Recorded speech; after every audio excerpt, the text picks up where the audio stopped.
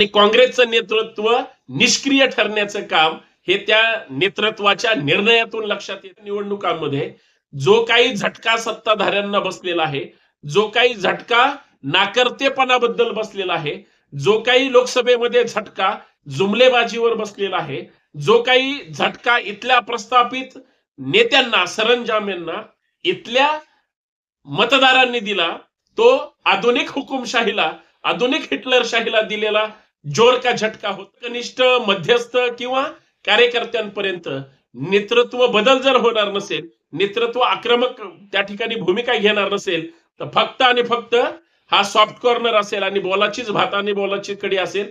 नुसतं वरिष्ठांना तक्रार करून काय होणार नाही. महाराष्ट्रातल्या प्रत्येक जनतेच्या मनात सत्ताधाऱ्यांबद्दल किंवा महायुतीबद्दल जर चीड असेल आणि महाविकास आघाडी अर्थात इंडिया आघाडी मधल्या नेत्यांमध्ये समन्वय, गद्दारांना मोकळीक देता राज्यसभेला गद्दारी केली, विधान परिषदेला गद्दारी केली आणि गद्दारीचा अहवाल नेहमी काय वरिष्ठांना पाठवता.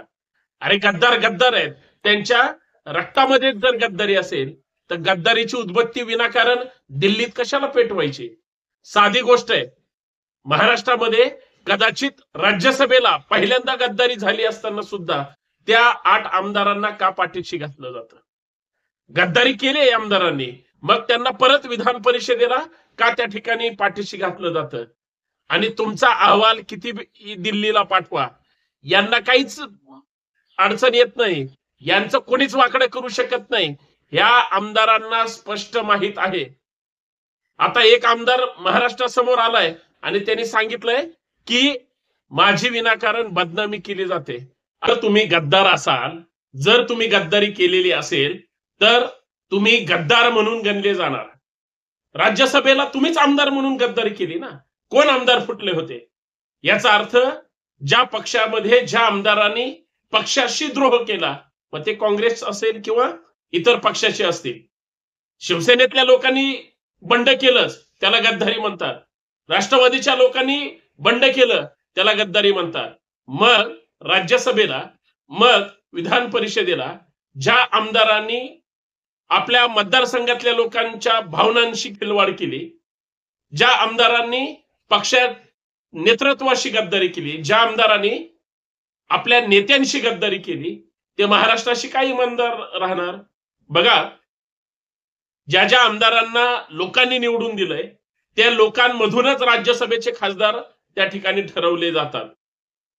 ज्या लोकांनी निवडून दिलंय लोकप्रतिनिधी म्हणून आमदाराला, त्याच्यातून विधान परिषदेचे एमएलसी अर्थात आमदार निवडून दिले जातात. आता लोकांनी निवडून दिलेल्या आमदारांमधून आमदार जर निवडला जात असेल तर मग असे आमदार हा आपल्या पक्षाशी फक्त पैशासाठी जर प्रतारणा करू शकत असतील, गद्दारी करू शकत असतील, त्या मुद्द्याशी फारकत घेऊन काम करत असतील, तर ती लोक गद्दारच आहेत असं म्हणायला हरकत नाही. आज महाराष्ट्राची परिस्थिती ही पक्ष नेतृत्वावर अवलंबून आहे. म्हणजे शिवसेनेचे उद्धव ठाकरे ज्या पद्धतीने सक्षम नेते म्हणून महाराष्ट्रासमोर येत आहेत, त्यांनी त्यांच्या पक्षाला जरी पडझड झालेली असली तरी त्यांनी उभारी घेण्याचं काम केलं.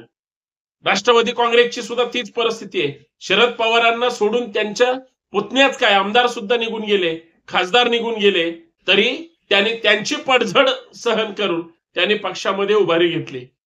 पण काँग्रेसची पडझड झाली नव्हती, तर काँग्रेसच्या लोकांनी अर्थात काँग्रेसच्या जे काही 7-8 आमदार, राज्यसभेला पण चर्चा झाली, आता विधानसभेला सुद्धा चर्चा झाली.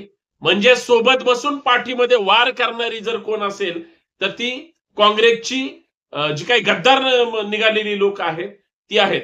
एकीकडे मवाळपणा दाखवायचा, एकीकडे सेक्युलरपणा दाखवायचा, एकीकडे आम्ही कसे पक्षनिष्ठ पाळतो हे दाखवायचं, आणि दुसऱ्या बाजूला मात्र दिल्लीश्वरांसमोर नतमस्तक व्हायचं आणि ईडीच्या, सीबीआयच्या किंवा पैशाच्या बंडल पुढे विकलं जायचं.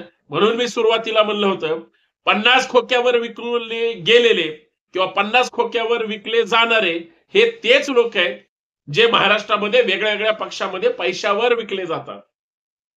आता त्यांच्यावर जर कठोर किंवा जर पक्षाचा व्हीप जुगारून आमदारांनी पक्षाच्या विरोधात काम केलं असेल, पक्षाचा व्हीप जुगारून जर आमदारांनी राज्यसभेला उमेदवार स्वतःच्याच पक्षाचा पाडला, विधान परिषदेला उमेदवार सहयोगी पक्षाचा पाडला, याचा अर्थ पक्ष नेतृत्व त्यांच्यावर कारवाई करायला सक्षम नाही किंवा खमक नेतृत्व महाराष्ट्राला त्या पक्षाला मिळालेलं नाही, हे जाहीर सांगायला कोणाच्या मार्गदर्शनाची गरज नाही.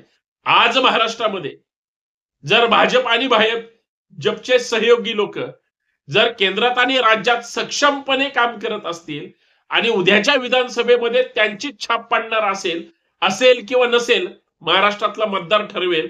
पण महाराष्ट्रातल्या प्रत्येक जनतेच्या मनात सत्ताधाऱ्यांबद्दल किंवा महायुतीबद्दल जर चीड असेल आणि महाविकास आघाडी अर्थात इंडिया आघाडी मधल्या नेत्यांमध्ये समन्वय नसेल किंवा पक्ष नेतृत्वाला तक्रार करणार किंवा पत्र पाठवणार आणि काहीतरी बोटछिपी भूमिका घेणार, याच्यामुळे लोक महाविकास आघाडीवर विश्वास ठेवणार नाहीत.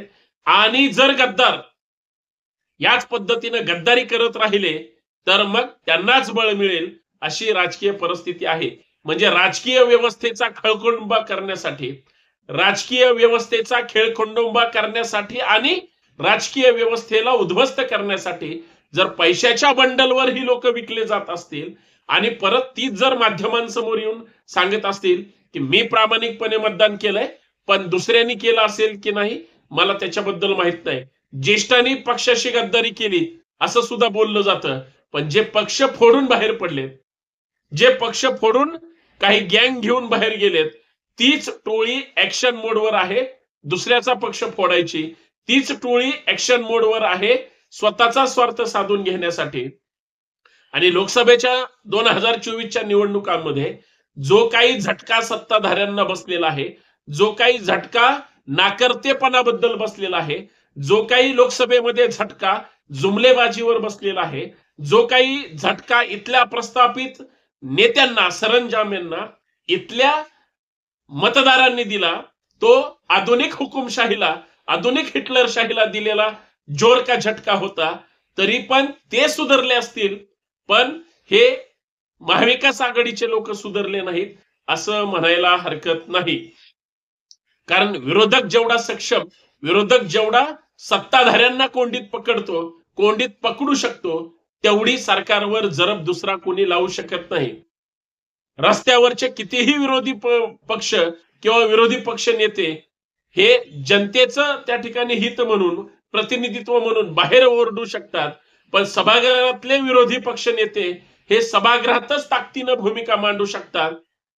पण ती जर भूमिका मांडणारा विरोधी पक्ष नेता जर सक्षमपणे जर सभागृहात बोलत नसेल तर हा शुद्ध खोटारडेपणा आहे, हा शुद्ध हलकटपणा आहे. आणि याच्यामध्ये या गद्दारांचं फावतं. आज महाराष्ट्रात तीच परिस्थिती आहे. काँग्रेस बॅकफुटवर जाण्याचं काम, काँग्रेस गटबाजीमध्ये संपण्याचं काम आणि काँग्रेसचं नेतृत्व निष्क्रिय ठरण्याचं काम हे त्या नेतृत्वाच्या निर्णयातून लक्षात येतं. आणि तरी पण जर वरिष्ठ, कनिष्ठ, मध्यस्थ किंवा कार्यकर्त्यांपर्यंत नेतृत्व बदल जर होणार नसेल, नेतृत्व आक्रमक त्या ठिकाणी भूमिका घेणार नसेल, तर फक्त आणि फक्त हा सॉफ्ट कॉर्नर असेल आणि बोलाचीच भात आणि बोलाची कडी असेल. नुसतं वरिष्ठांना तक्रार करून काय होणार नाही. 5 वर्ष त्यांनी त्यांची आमदारकी भोगलेली आहे आणि पक्षविरोधी कारवाया करून व्हीप जुगारून जर आमदार गद्दारी करत असतील तर महाराष्ट्राला गद्दारीची कीड लागली असं म्हणायला हरकत नाही. धन्यवाद.